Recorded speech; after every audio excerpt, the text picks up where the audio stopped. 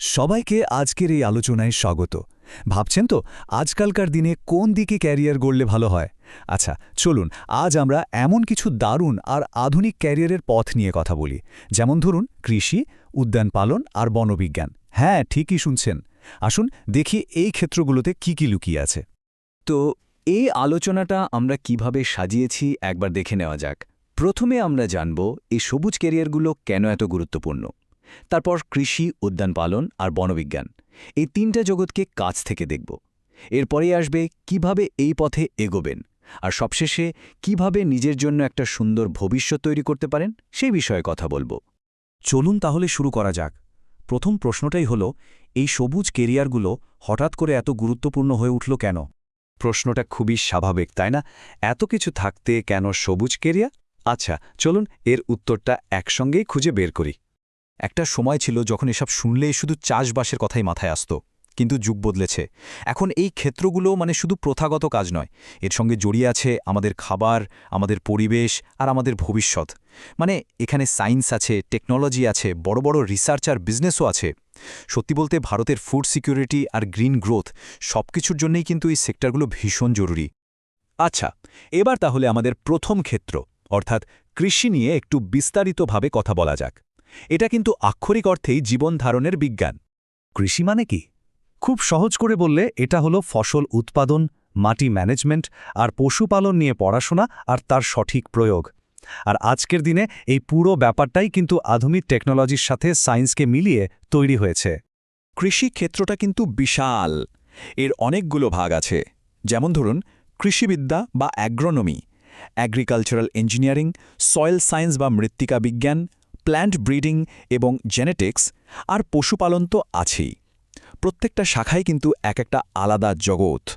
আর এখন তো কৃষিতে অনেক নতুন আর ইন্টারেস্টিং স্পেশালাইজেশনও চলে এসেছে, যেমন প্রিসিশন অ্যাগ্রিকালচার, অর্গ্যানিক ফার্মিং বা জৈব চাষ আর অ্যাগ্রি বিজনেস ম্যানেজমেন্ট।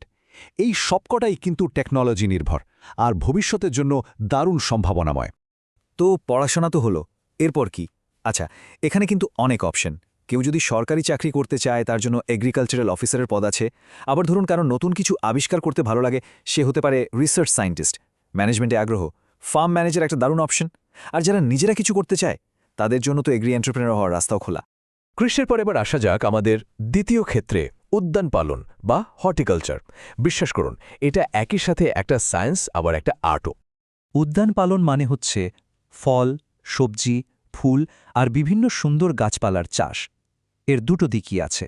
একদিকে এটা আমাদের পুষ্টির যোগান দেয়, আবার অন্যদিকে এর একটা বাণিজ্যিক আর নান্দনিক মূল্যও আছে। বাগান সাজানো থেকে শুরু করে বিদেশে রপ্তানি পর্যন্ত এর পরিধি কিন্তু অনেক বড়। এরও কিন্তু অনেকগুলো ভাগ আছে। যেমন ফল চাষের বিজ্ঞানকে বলে পোমোলজি, সবজি চাষ নিয়ে কাজ করে ওলেরিকালচার, আর ফুল চাষ নিয়ে ফ্লোরিকালচার। এছাড়া ল্যান্ডস্কেপ ডিজাইনিংয়ের মতো দারুণ ক্রিয়েটিভ একটা শাখাও কিন্তু এর মধ্যেই পড়ে। এই ফিল্ডে ক্যারিয়ারের সুযোগগুলোও কিন্তু খুবই ইন্টারেস্টিং। সরকারি চাকরি তো আছেই, তাছাড়াও কেউ চাইলে ল্যান্ডস্কেপ ডিজাইনার হতে পারে, নার্সারি ম্যানেজার হতে পারে, এমনকি আন্তর্জাতিক বাণিজ্যের জন্য এক্সপোর্ট ম্যানেজারের মতো পদেও কাজ করতে পারে। চলুন এবার আমাদের আলোচনার তৃতীয় এবং শেষ ক্ষেত্র বনবিজ্ঞান বা ফরেস্ট্রি নিয়ে কথা বলি। আমাদের এই সবুজ গ্রহটাকে বাঁচিয়ে রাখতে এর ভূমিকা কিন্তু অপরিহার্য। বনবিজ্ঞান মানে কি? সোজা কথায় বন, বন্যপ্রাণী আর আমাদের প্রাকৃতিক সম্পদের সঠিক ম্যানেজমেন্ট নিয়ে পড়াশোনা। এর মূল লক্ষ্যই হল জীববৈচিত্র্যকে রক্ষা করা আর পরিবেশের ভারসাম্যটা ঠিক রাখা। বনবিজ্ঞানের ভেতরেও অনেকগুলো গুরুত্বপূর্ণ শাখা রয়েছে, যেমন সিলভিকালচার, যেটা বন তৈরি আর তার দেখাশোনা নিয়ে কাজ করে। আবার ধরুন ওয়াইল্ড লাইফ ফরেস্ট্রি, যেটা মূলত বন্যপ্রাণী ব্যবস্থাপনার উপর জোর দেয়। এই ফিল্ডে কেরিয়ার অপশনগুলো কিন্তু বেশ অন্যরকম। সরকারি ফরেস্ট অফিসার তো হওয়াই যায়, তাছাড়া বন্যপ্রাণী সংরক্ষক, এনভায়রনমেন্টাল কনসালটেন্ট, এমনকি ইকো ট্যুরিজম ম্যানেজারের মতো দারুণ সব কাজও করা সম্ভব। আচ্ছা, এতক্ষণ তো আমরা বিভিন্ন ফিল্ড নিয়ে অনেক কিছু জানলাম, কিন্তু আসল প্রশ্ন হল এই পথে এগোতে গেলে ঠিক কি পড়তে হবে। চলুন এবার সেই রাস্তাটাই একটু দেখে নিই। রাস্তাটা কিন্তু বেশ সোজা। প্রথম ধাপ হল কৃষি, উদ্যান পালন বা বনবিজ্ঞানে বিএসসি বা ব্যাচেলর ডিগ্রি শেষ করা। এরপর নিজের পছন্দের কোনো বিষয়ে এমএসসি বা মাস্টার্স করা যেতে পারে। আর তারপর নিজেকে আরও দক্ষ করে তোলার জন্য রিসার্চ বা প্রফেশনাল ট্রেনিংয়ের সুযোগ তো রইলই। তাহলে ব্যাপারটা কি দাঁড়ালো? এই কেরিয়ারগুলো বেছে নেওয়া কিন্তু সত্যি একটা স্মার্ট চয়েস। কারণ এখানে চাকরির চাহিদা প্রচুর, সরকারি আর বেসরকারি দুই জায়গাতেই সুযোগ আছে, আর নতুন কিছু করার বা ইনোভেশনের স্কোপও বিশাল। আর সবচেয়ে বড় কথা হলো, এই কাজগুলো আমাদের পৃথিবীকে আরও ভালো রাখতে সাহায্য করে।